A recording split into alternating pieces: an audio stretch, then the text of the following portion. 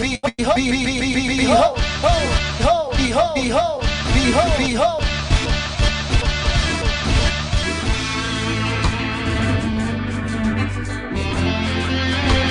mensajero del lion, cargando el mensaje del rey. Yo, Christ of God, alerta roja en el cemento, obscuridad en el pavimento, criaturita duda, sueños, aspiró el pegamento, y no hallarás en este cuento. Alerta roja en el cemento, oscuridad en el pavimento, y criaturita duda, sueños, aspiró el pegamento, no halladas en este cuento.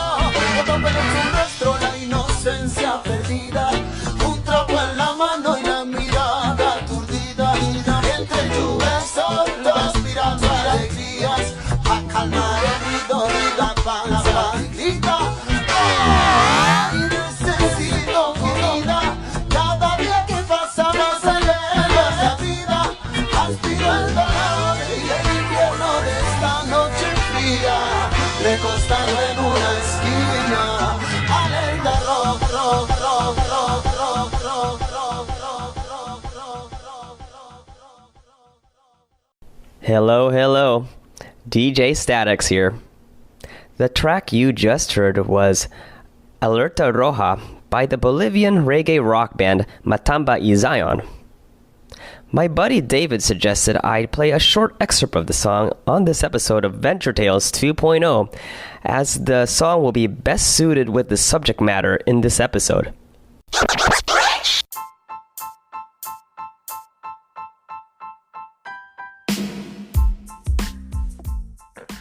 Yo, what's up? What's up, David? Not much, man. Enjoying Spain right now. That's great. Can you hear me? Yeah, I hear you good, man. Can you? Yeah, I can hear you loud and clear. Am I loud and clear on your end? Yeah. Yeah, so we're back with chilling with DJ Statex, Adventure Tales 2.0, Venture Tales 2.0, brought to you by Chillin' with DJ Statex. So, man, how's it going, man? So you're in Spain right now, chilling? Pretty much, man. Semana Santa is kicking in, so it's just going to get stupid expensive. So all the places I'm going is wherever the hell I pay the least amount of money. Yeah. You gotta do it that way, man. Yeah. So I know on this episode, well, from the last episode, you were discussed the time you were lost in the Bolivian jungle. So I remember you mentioning to me that during that same time you were in Bolivia, you got attacked by a crackhead. Yeah, pretty much.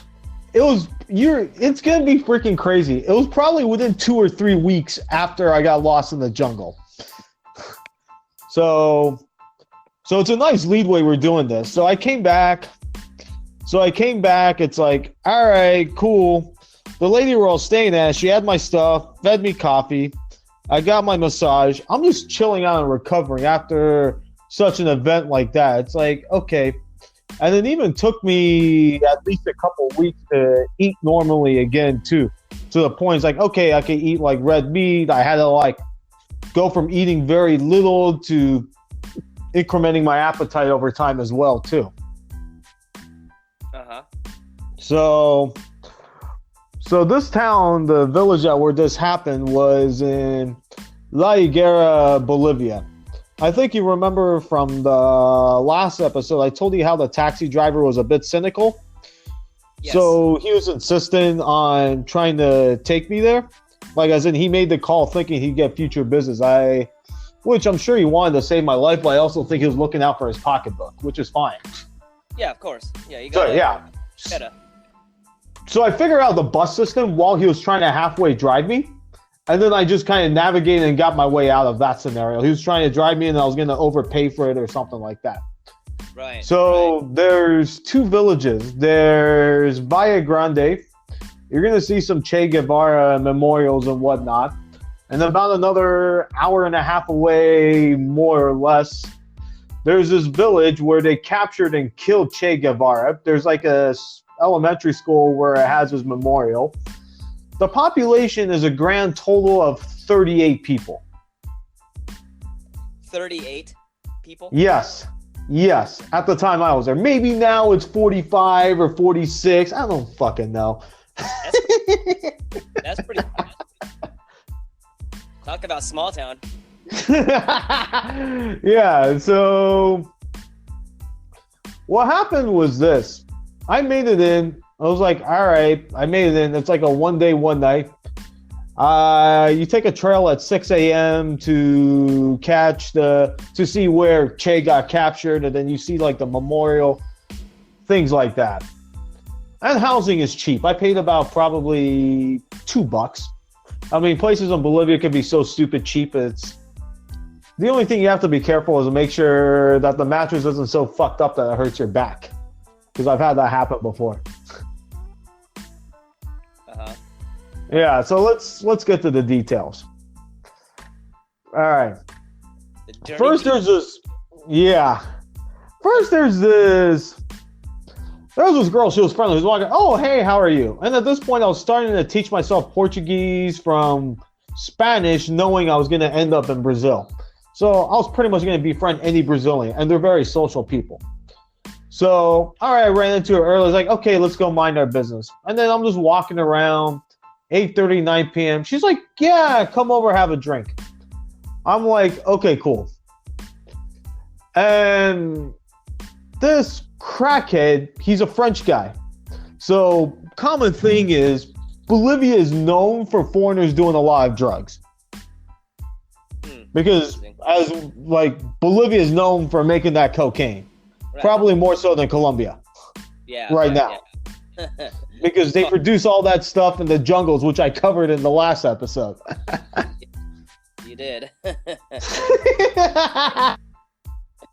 So I'm just sitting there. I'm not assuming this guy is a crackhead at this point at all.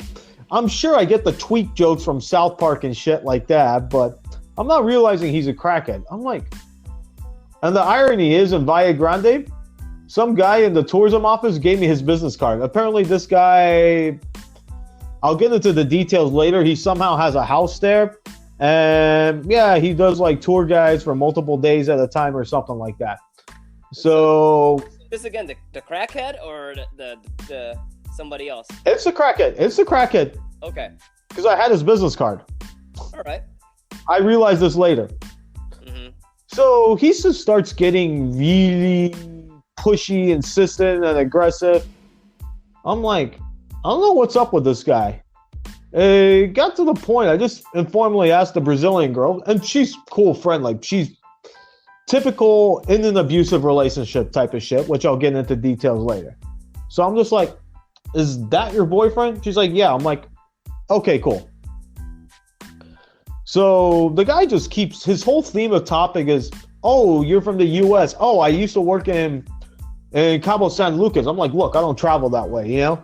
I know some Americans from there. I'm like, yeah, cool. I don't travel that way. And he goes, yeah, why do you guys use so much oil? I'm like, man, I don't agree with it, but why are you asking the same question over and over and getting edgy and pushy with me? Weird. Huh. Nah, then there is a Virgin de Guadalupe festival. I swear I cannot count how many festivals I've been into Bolivia. I can't even keep track of how many virgins they have anymore. The hell? Because I probably ran into 3 different ones. So all right. He's like, yeah, celebrate here. And I'm like, nah, dude, we'll see how it goes. And it's about 11:30, midnight. I'm like, dude, whatever. I just have to deal with this guy. Then he gets really pushy. I'm like, dude, I'm going to bed. It's midnight. I got to wake up at 6, man. I got a trek to do, you know? And then the guy gets so great. I'm like, I'm just trying to be nice the whole time. And I'm just like, at this point, the girl already left. And I was just mostly friends with her. I mean, this guy's just a freaking background. And I'm just like, yeah, look, I'll walk you back to your place. Yep. You might be a little drunk. It's like, sure, I'll be polite, you know? You're breaking up a little bit there. In the yeah, but Okay. I heard most of what you were saying. Yeah, go ahead. Okay. Yeah, so it's like, I'll be polite. Sure, I'll walk you back to your place, right? All right. Turns out the girl was there. And then he goes off the same rant again. And the two of them are fighting. I'll give you more context of their relationship as I go in the story. All right. So they're fighting. It's typical ordeal. So apparently they met in Rio, and this crackhead lived there for 2 years. He's just a spoiled rich kid, as I've come to realize. Okay. Everything about daddy's money. So this is when I start realizing he's a crackhead. At this point, I have not realized it. So his girlfriend starts bringing up his drug usage. And this guy brags about, cocaine's cheap in Bolivia. But he's bragging about making crack and doing all that. I'm like, what the fuck am I getting into here? So I start connecting the dots a little bit. And they're typically fighting, things like that. So I just asked him, and I'm kind of just poking at him a bit, right? I'm not really trying to insult the guy, but apparently this guy is really sensitive because I got along with his girlfriend a bit too well for his liking. Not that we were flirting with each other, although she's cute. I could cash in on that, but it wasn't that, but it could happen. He was afraid that maybe it could happen. Yeah, so insecure and threatened now. Yeah, he's been insecure and threatened. She also instigates it. So I just ask him, I'm like, look, I fell into the US. If I'm in the country, and I just ask him, how do you live if you already speak some Spanish, and the Spanish is not as great as it comes off, although it's competent. So if you speak Spanish, how the heck did you live in Brazil for 2 years and not speak Portuguese? He goes, I like Spanish, it interests me, not Portuguese. I'm like, you go in the country, people welcome you, you think you should try their customs? So she kind of picks a fight with him and using why don't you act like him, and that's triggering his insecurity button too. So the individual who's a crackhead, is he a local Bolivian or is he like an American that moved? He's a French guy. He bought a house on the property. He runs this tour business. He's considered a resident. Okay, so he's a French guy who's living. Yeah, he's a resident. There's 2 French guys that live there. There's that asshole, and there's one that's like much nicer and humble that I've never met. Oh gosh. So I'll get into how the Bolivians hate this guy later. So no, you don't. You're lucky. You got to experience the asshole instead of the nice guy. Well, yeah, lucky me. For if I want to go to La Higuera to see Che Guevara captured and experience French guys, yeah, that's the objective of my mission, man. Yeah, but had you not met the asshole crackhead, then you wouldn't be here talking about it. Oh, I don't regret any of this shit. It comes with the territory. I'm not going out seeking any of this. Because at this point I'm in the house, I'm like, what the fuck is going on? And I'm buzzed a little bit too, but you've drinking with me for long enough to know that I'm still highly functional when I'm tipsy or drunk anyway, so. Right. Yeah, so I'm not like, I don't get this alter ego when I drink. Yeah, that's a good talent to have. So what happens is so they start fighting, typical shit. So I'm like, look, I gave her my email address, like just contact me. At the moment I did that, I just saw her bleeding on the top of her head. Oh, dang. What? Yeah. I connected the dots, realized that he hit her with the guitar. And I didn't physically see this. It's kind of like, how should I say this? Quarterback feeling his blind side type of shit, right? Yeah. So I'm just sitting down on the freaking couch. The dude swings his guitar at me. It's kind of cold. I have probably like 12, 13 degrees. I have some layer underneath and a soft shell jacket. Fortunately, it was soft shell. Freaking smashes me full force with his guitar. He was going for my head. I just put my arm up and blocked it. Woo. Yeah, I mean, I later realized I cut my arm a bit, so I'll get into that later. Blocked it. Then he goes for a second one. He's going for number 2. Then I physically see this front to front. So I'm sitting on the couch. I just curl up, pick my feet up, and smash his guitar in with my foot, like blocking it. Mm-hmm. So I had to block him twice. And his guitar is smashed, completely smashed. And at this point, he is jittery, cracked out, the whole 9 yards. The girl's crying. I'm like, oh my fucking God. And I'm going to get into more context of the relationship later. So now I'm just like, dude, I just wanted to go fucking home. I just wanted to walk you to your place. So this became a 30, 40 minute exercise to calm the guy down. Oh, Jesus. Nah, I'm like, look, I just want to leave. I don't really want anything to do with you. I want to go my own way. Yeah, he tripping out, man. Dang. Yeah. So I'm just like, I want to go home. Tranquilo. So I'm like sitting there, almost negotiating my way through. And at this point, it's like, my head's on all swirls, like, holy fucking shit. I don't know what else is going to happen next. So there is some fear in there, but it's like, all right, I can handle this. And then it's like, because I don't know what this guy does next. Dude, do you want to just let me go home? I had to like negotiate leaving, like calm down. It's like, finally, he relents me. However, I don't trust this motherfucker, obviously, right? So what I've had to do was, it was dark and the entryway is like kind of outside going in. So I kind of walked to a point, but I made sure that I don't get that if he's ever behind me for a moment, I quickly turn around. I just go, hey, I'm lost. So I made him show me out the door so he doesn't pull another attack from behind. Yeah, let him go in front of you. Yeah, but he wasn't going to let me go in front, so I've kind of had to play him into it. I've had to like pretend to be lost. You see my point? Uh-huh. Yeah. And that took another few minutes. It's like, dude, just show me the way. It's dark. It's 2 a.m. I had a headlight on me, but I wasn't going to use my headlight for that reason. Mm-hmm. So I finally make it back. And this is when I'm going to start giving you context of this shit.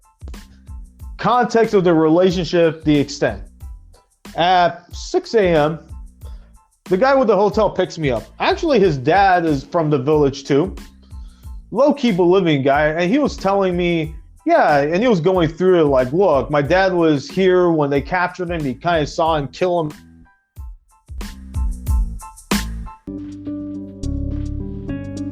So freaking Spanish Wi-Fi, I swear, for a first world country, some of the shit really works like a third world country, man. Buses. Yeah, you're kind of breaking up. So yeah, you're kind of breaking up. Switch to 4G. Fuck this.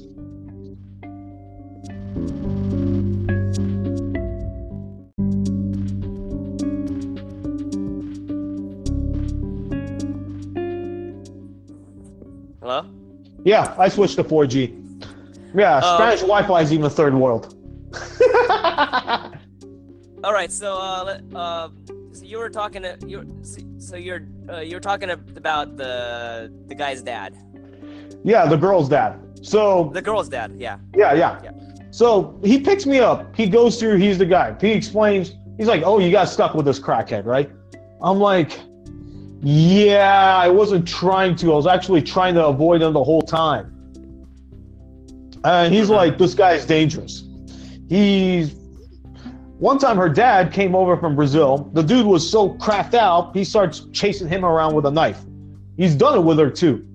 And he was telling me, the girl is nice, but she's kind of stuck with him. And one of the themes of topic they were having was she was planning to travel alone, but the intent was to break the relationship, obviously, right? So she was trying to get out of the abusive relationship.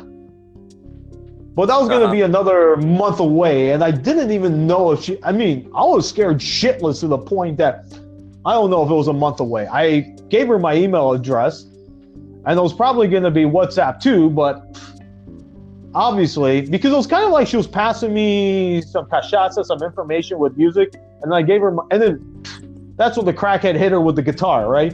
And she was bleeding from the top. I didn't really witness the hit, and then the guy went for me next. So this guy is really unstable, to say the least.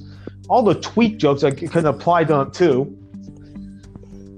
where you could tell in his teeth and how jittery he is.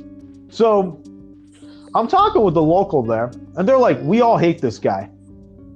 And he was like, "The girl is nice. The guy is typically, when he attacks somebody, he has a knife. I'm lucky he was too fucking drunk that he settled for his guitar."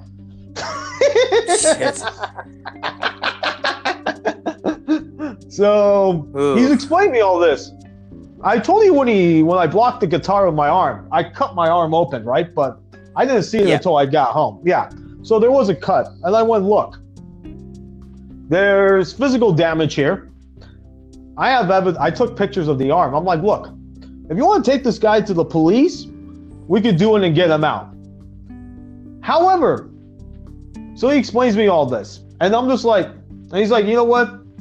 I'll drive you to Vallegrande. Just pay me X amount of money." I'm like, "Yeah, I need to get the fuck out, because if I'm doing the festival there and a population of 38 people, and Bolivian people do not have beards. They either just cannot grow them because they're indigenous, or they just choose not to.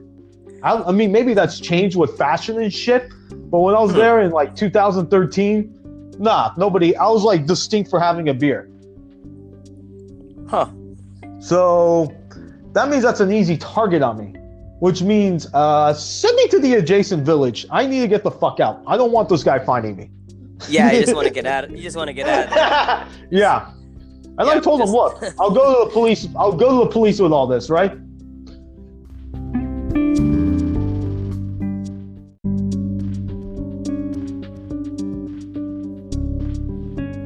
So we're talking, and I'm just like, "Okay, I'll go to the police." I'm like, "Look, just drive me there. I need to get the fuck out for my safety." And I told him, "I'll go to the police happily, right?" I'm like, "Do you want to go to the police to the point and kick him out?" So what I did was this: give the girl my contact info. Tell her to reach out for me for the sake of saving her life. I'm like thinking this guy could kill her before she leaves. Like it's that drastic. Given all the context, running around with a knife. He tells me they constantly fight all the time, and he's probably attacked her. I mean, hell, I've seen him attack her myself, you know? And she's stuck in this relationship because obviously it's abusive.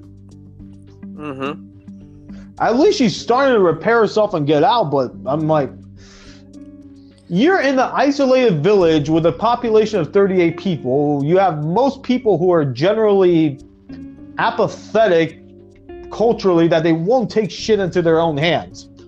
So is this girl? It's a perfect place to do crime. Yeah. So is this girl?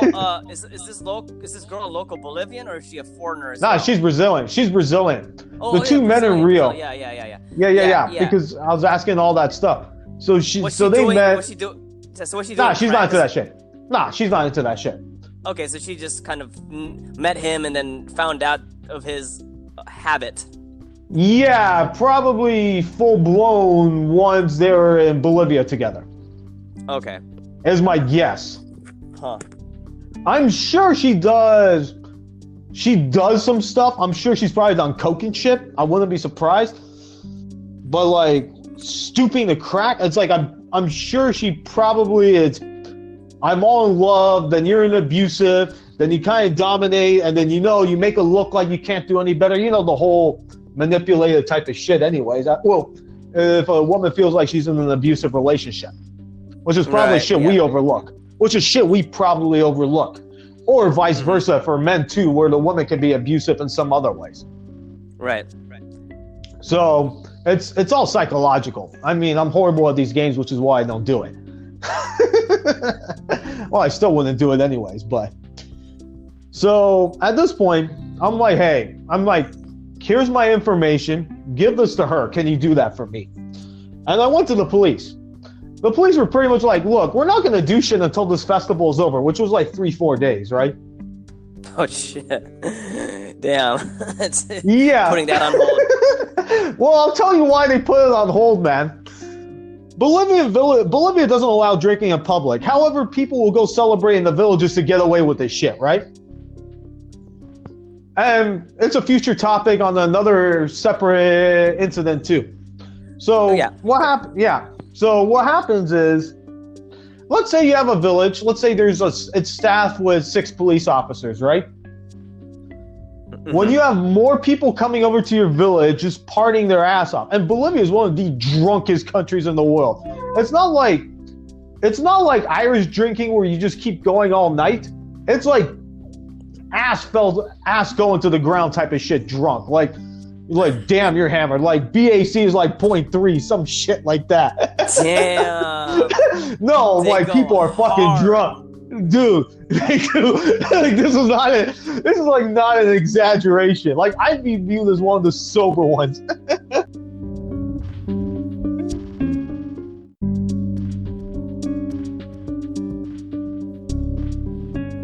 Yeah, I was gonna ask you about have you ever gotten that drunk while you were over there?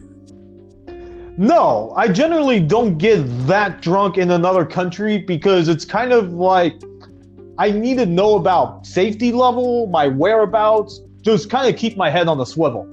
And the other thing too, I need my other head to work too and function correctly in case I get lucky.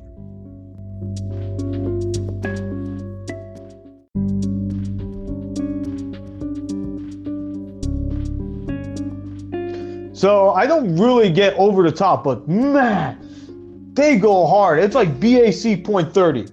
And like fucking like hammered drunk. Like I don't know. It's like it's not like function. It's like hammered drunk. Like you're gonna fucking drop to the ground type of drunk. Right. Jeez. Damn, they crazy, man. They crazy. No, and these village parties, you would think there'd be additional police enforcement from the city to help them out. Nah, there's none of that shit. So imagine a village party. You have about like 8,000 people, and you may have like 5 police officers. Wow. It's fucking nuts. And they go crazy and shit. Oh yeah, they'll go through the morning. It'll keep going. It goes all night. I'm not joking. It is, and it's not a city one. So when it's in the village, there is absolutely no fucking regulations. Right. So unless there's a lot of foreign influence. Vallegrande doesn't have that. So do other people from the other villages go to that festival, or is it just? Of course they do. Of course they do. And people come from cities to go to this shit. Oh damn! So you just get an influx of just hella people coming into the village to party and shit. Oh, pretty much, man. Yeah. And it depends on. Vallegrande is not going to be as crazy as Puerto Rico, which is another one, because at least Vallegrande is not. It's going to be at least like a 3-4 hour drive from the city. So in this case, it would either be Sucre. So for Vallegrande, the closest cities are either Sucre, Bolivia, or Santa Cruz.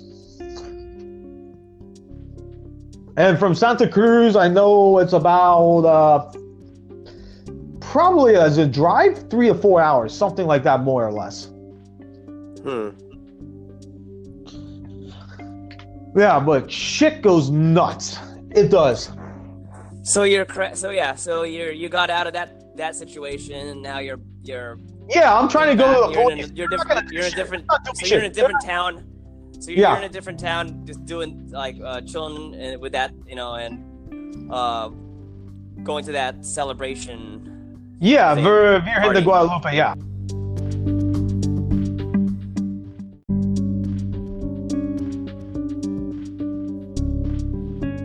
I mean, I was trying to go to the police. They weren't gonna do shit, right? Okay. And the guy, and it was funny. The officer was a cool guy, but he was even trying to get me to fix his computer for him. Because he's like, oh yeah, what do you do? I'm like, yeah, I work in tech. Like shit like that. I'm like, man, don't ask me to fix your computer because I work in tech. That's end user stuff. I do not care. I work with a completely different aspect of tech world. Yeah, they totally assume that you're, since you're in tech, you can like, they assume that you can do certain things that are like, I guess, stereotypical.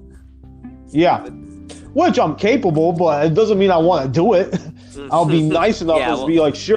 It's like, you're not addressing this for 4 or 5 days. Pretty much, drug use is illegal in Bolivia. I'm sure that attempted murder is illegal too, which this guy has done. I went back to the guy who gave me his business card. I'm like, I do not recommend this guy whatever you do with his business card. Another lady, where I got my juice from every morning. One of the amazing things about Bolivia, fresh squeezed juice of whatever goddamn fruit for dirt cheap. And Vallegrande is like amazing fucking climate. Oh, I bet. It is. It's very temperate. It's really beautiful weather. Extremely clean air. So I hung out in Vallegrande happily for a few days. And she was like, yeah, I know this asshole you're talking about. So I'm telling her everything that happened. She's like, yeah, the girlfriend's nice. This guy's an asshole.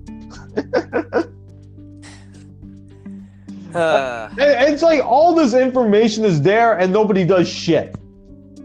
And then you find out like later, like hindsight's 2020. There's no warrant. No one's giving you a heads up. Yeah, I was like, when I was talking to the guy, even stepping into this crackhead's house, I wasn't making the connotation with this guy's on crack. I wasn't tying the dots, because let's face it, you're probably not neither, because it's not like we grow up around that stuff. We're not around that environment. It's not like you and I, let's go walk down the street and hang out with some crackheads. It's not something typically like see day to day. It's like I've seen my share here and there, but it's like, this is like our hobby. Let's go hang out in like West Baltimore and see the crackheads or something like that.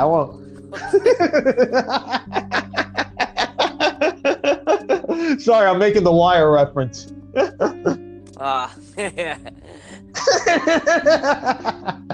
So, I mean, I've seen it in Brazil too, obviously later, but I'm like, well, it's not just endemic to the United States. Like that problem kind of is everywhere too. Oh, it is. Even in some parts of Bolivia, people that are poor enough, if they need a drug, they'll just freaking use paint and glue and shit like that. That's not an exaggeration. Yeah, it's fucked up. It's everywhere. Yeah.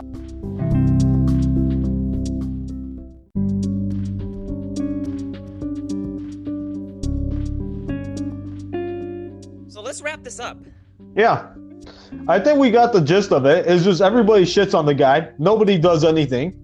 Nothing ever moves in Bolivia. Especially in the village. You ain't gonna get reinforcements.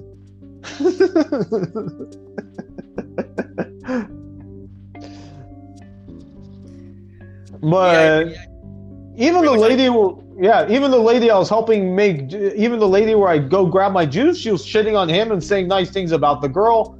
It got to the point, even she's like, I happily helped her and her family just translating signs from Spanish to English. So more people that speak English when they come over will do that, because it's crossed through, not terribly common, but people would want to go there because of Che Guevara. Right. Yeah. So that whole area, the tourism is derived from Che Guevara, his capture, and all that shit. So. Right. That's their kind of forte as far as like what's making the area money economically. Yeah. The village itself, Vallegrande, is beautiful and amazing. It's amazing. I wouldn't even. Yeah. It'd be a good destination anyways, just to check out, because of its, of what it is. It's. Oh yeah. As a destination, you know. Very warm and friendly people too. Very village-like. It's amazing. I mean, it's one of my favorite places in Bolivia, Vallegrande. La Higuera, there's just nothing there whatsoever. And yeah, I had that crackhead experience. So would you go back after, you know, experience all that with the crackhead? Yeah, I would. I mean, I've actually found he had a website and just commented on it like hell, to the point where maybe I hopefully killed his business. Saying, this is who you're dealing with, this is the guy, he has drug issues and all this stuff. So I commented on the website. Yeah, I mean, so I did stab him. Yeah, but you know, eventually with that kind of shit, it's karma. I mean, karma gonna get him, you know. Well, I don't count on karma for anything. You just believe in the kindness of humanity, and that's it. And you just see what happens. That's all I do. Mm-hmm. All right, well, shoot, man, good talking to you again. Good catching up. Another very compelling story. I'm sure you'll handle all the editing where everything comes in, makes it sound smooth without all the drops. Yeah, it's all good. I mean, we had technicals going on during the podcast, but it's all good. I'll make you sound great. You sound great, man. I don't even like listening to my own voice, actually. That's the irony. I don't even like how my voice sounds when I listen to it on recording. No, you sound fine. Fine. Well, I'm going to wrap this up of another episode of Adventure Tales 2.0. Yep. Brought to you by Chill with DJ Statex. So, like, subscribe, comment.